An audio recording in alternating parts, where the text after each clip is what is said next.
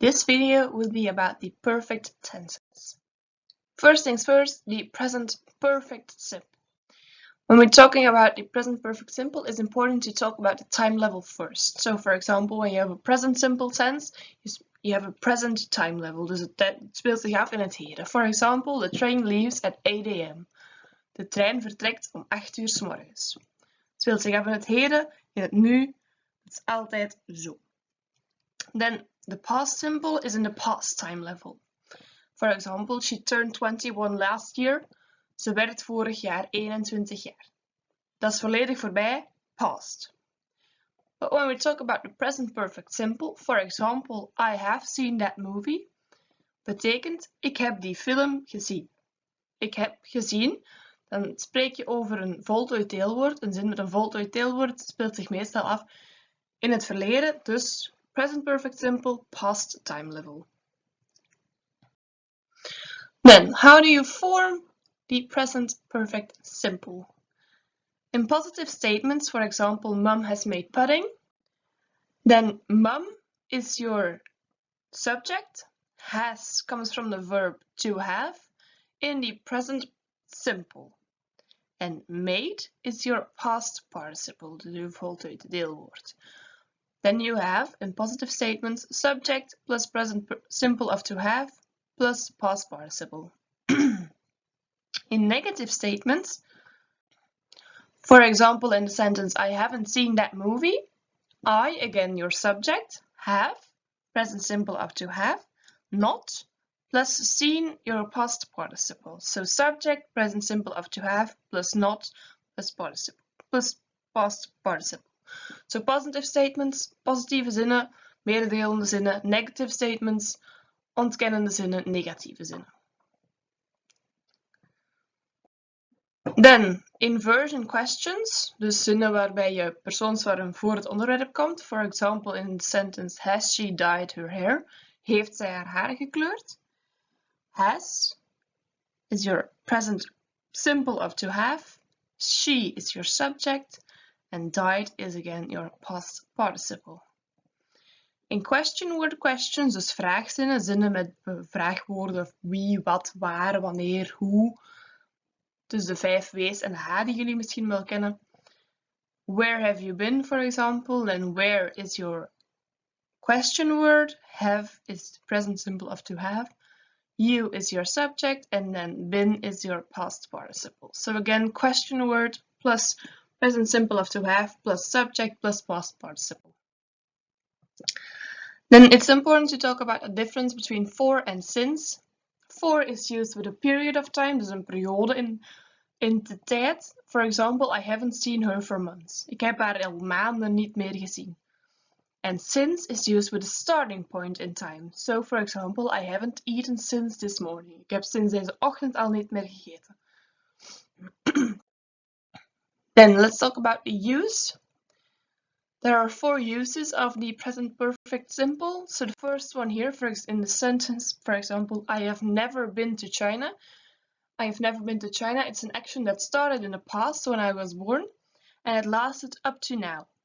So when we draw an arrow, it looks like this. I was born in the past and I still haven't been to China now.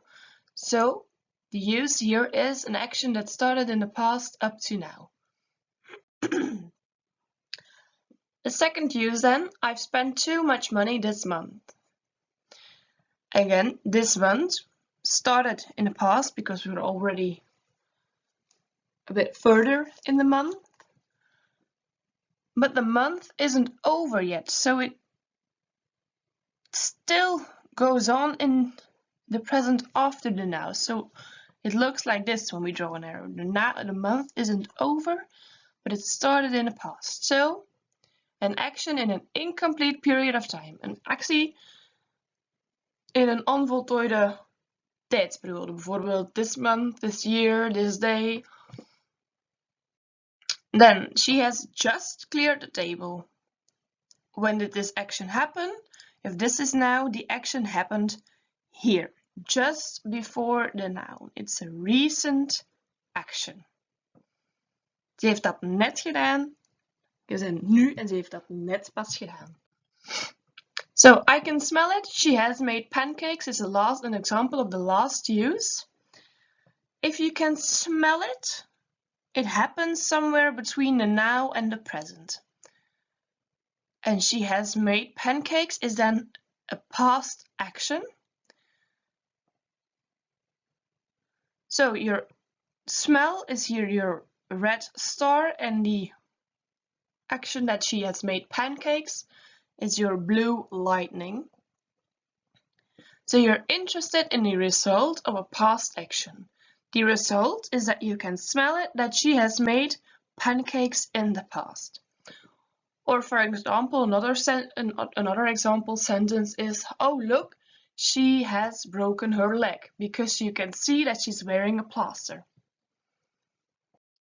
This is again a summary, so to say, for the different uses. Here you can see some words that indicate the use. So for the first use, an action that started, or an action in the period of time that started in the past up to now, the words that indicate this use are ever, never, already, before, and yet. So if you see these words in a sentence, you know, oh, it's this use, I have to use a present perfect simple. Then in an incomplete period of time, you have today or this month. For a recent action is just, recently, lately, those kind of words. Okay.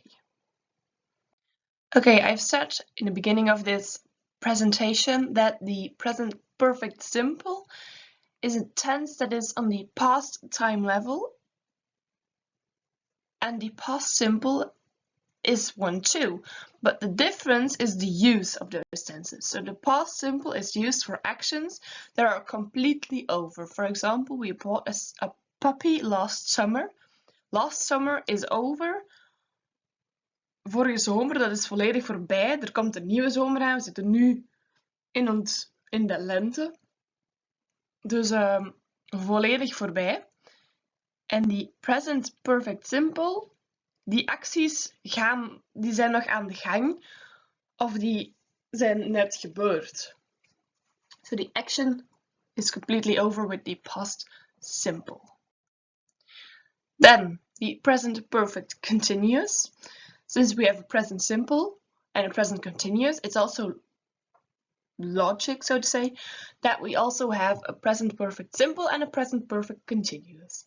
The difference isn't that big, so to say. When we talk about the form, for example, she has been suffering from cancer for years, then she is again your subject. Has been, you might recognize this tense already. This was your present simple of to have, and this was your past participle, and the tense we just learned was the present perfect simple. So this is an example of the present perfect simple of to be, because you have here the past participle of to be. And then suffering, continuous tense, suffering, the ing form. So you have the subject plus the present simple of to be, have or has been, plus the ing form. The use for this tense, an example is that they have been playing the drums all morning. Ze spelen al de hele ochtend op de drums. With this use, you want to stress the duration of the action. So it's again an action that started in the past, it started in the morning, and it still is going on now. But you want to stress that they have been playing the drums all morning. So stress on the duration of an action that started in the past and it is still going on. Je wilt de nadruk leggen op hoe lang ze al aan het spelen zijn. Of in de vorige zin, she has been suffering from cancer for years. Ze lijdt al jaren aan kanker. Dus je wilt die al jaren of al de hele ochtend, die wil je eigenlijk in de verf zetten. Okay, it's important to know one more thing. You have to use the present perfect simple and not the present perfect continuous with non-progressive verbs, so verbs like think, know, feel, werkwoorden waarvoor je eigenlijk je hersenen en je zintuigen nodig hebt, maar die niet echt een actie, zogezegd uitdrukken. Dus non-progressive verbs, for example, she has known him for a long time. Then, when a number of things done is expressed, he has written 14 novels. De novels, boeken. Dus wanneer er een aantal dingen, als je wil uitdrukken hoeveel keer iets al gebeurd is. Again, when a number of times something has happened is expressed. For example, he has washed the car 8 times this month. That's when you have to use the present perfect simple and not the present perfect continuous. And that was it for the perfect tenses.